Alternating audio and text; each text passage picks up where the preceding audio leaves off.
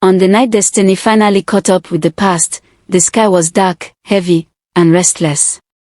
Thunder rolled slowly in the distance, not loud enough to scare, but deep enough to warn. Inside a large mansion at the edge of the city, a woman sat alone in the living room, staring at nothing.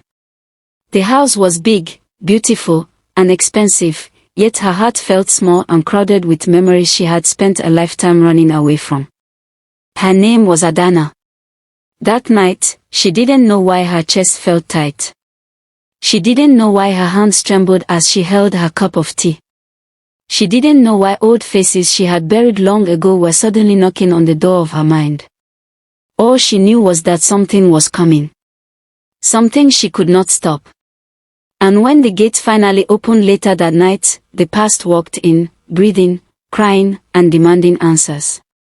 But long before wealth found Adana, long before her son became a name people bowed to, her life had been a long road of pain, survival, and silent tears.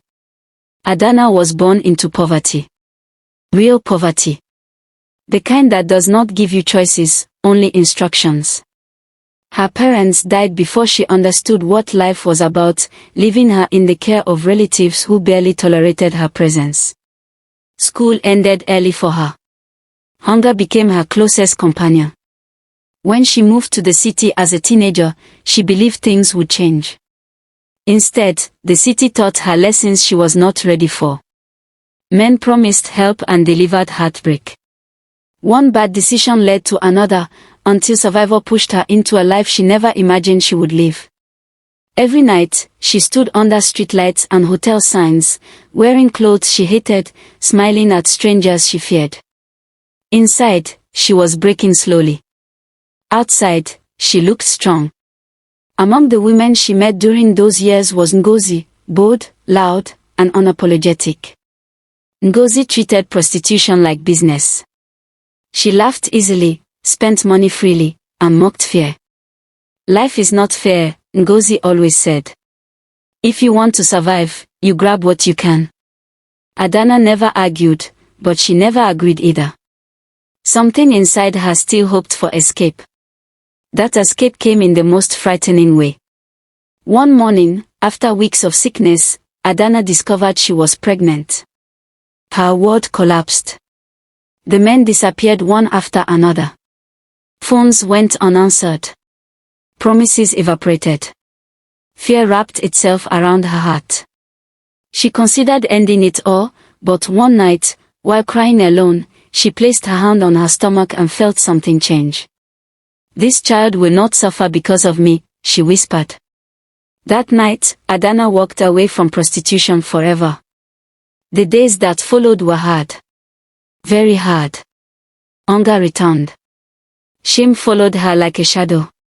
She slept in churches, worked odd jobs, washed plates, cleaned homes, and endured insult. People reminded her of who she used to be. Still, she kept going. Then came the second blow. She fell seriously ill and was taken to the hospital.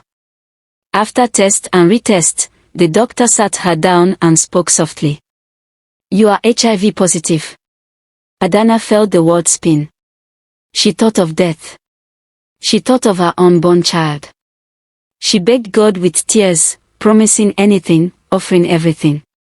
Months later, she gave birth to a baby boy. Tests were done. Days passed. Finally, the doctor smiled. "The baby is not infected." Adana collapsed on the hospital floor and cried like a child. She named him Chukudi, because only God could have done this. From that moment, Adana stopped living for herself. Everything became about her son.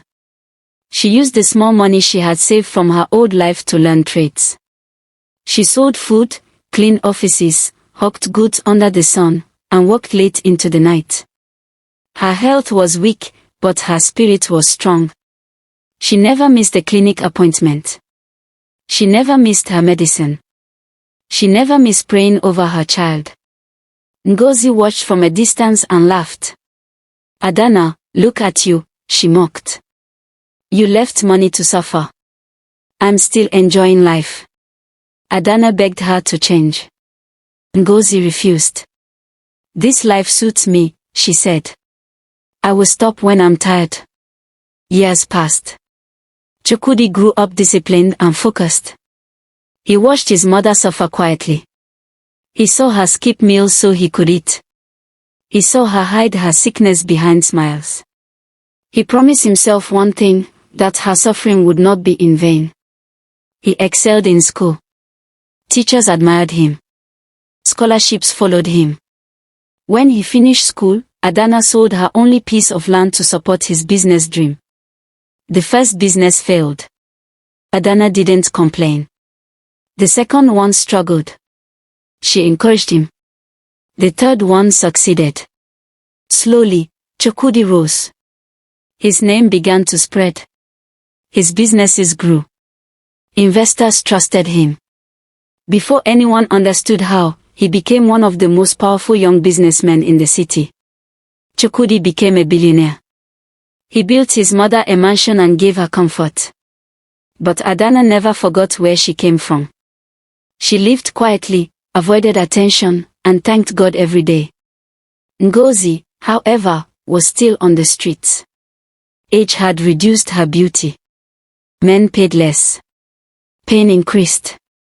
Still, she refused to stop. Then fate set its trap. Chukwudi traveled for business and checked into a luxury hotel late at night. Tired, lonely, and weak, he made a call he never thought would change his life. That night, Ngozi entered his room. They did not recognize each other. Years had erased familiarity. The past hid itself well. Weeks later, Ngozi discovered she was pregnant. Fear pushed her to trace the man. When she finally arrived at his mansion, confidence filled her steps until the door opened. Adana stood before her. Time froze. The eyes met, and the past screamed. "You." Adana whispered. The truth spilled in chaos. Voices rose. Pain resurfaced. Chukwudi rushed in, confused. When the truth came out, the room went silent. The woman who raised him. The woman he slept with. Bound by a past he never knew. Chukwudi felt his world break. Tears flowed. Anger burned. Shame crushed. Ngozi finally broke. Years of pride collapsed. She saw what her stubbornness had cost her. That night, 3 lives stood naked before the truth. Forgiveness was not easy. Healing was slow. Some wounds never fully closed. But one lesson stood taller than wealth, louder than shame. The past never dies. It waits. And in that mansion, under the restless sky, destiny finished what it started. Did you enjoy this story? Please like this video and subscribe to our channel for more videos. Please stay with us. We have another beautiful story coming your way. Thank you so much for watching. Let us know where are you watching from.